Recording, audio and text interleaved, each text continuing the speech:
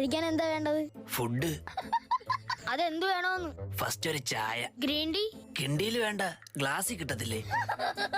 കിണ്ടി അല്ല, green tea ആണോ നോർമൽ ചായ ആണോന്ന്? നോർമൽ. പാലേത് വേണം? ഒട്ടകത്തിന്റെ കിട്ടും. അതില്ല. പിന്നെ എന്തുണ്ട്? പശുവിന്റെ പാലുണ്ട്. പിന്നെ എന്തിനാ ഏത് പാല് വേണമെന്ന് ചോദിച്ചത്?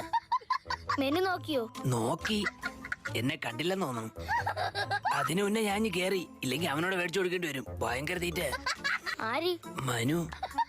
മനു അല്ല, മെനു നോക്കിയോന്ന്. അതെന്തോന്നു? ഇവിടെ വെച്ചിരുന്ന മെനു എവിടെ? മറ്റേ പപ്സിന്റെ ഒക്കെ പടമുള്ള പേപ്പർ ആയിരുന്ന. ആ, അതെവിടെ? അയ്യോ, അത് കൈ തുടയ്ക്കാൻ വെച്ചിരുന്നല്ലേ.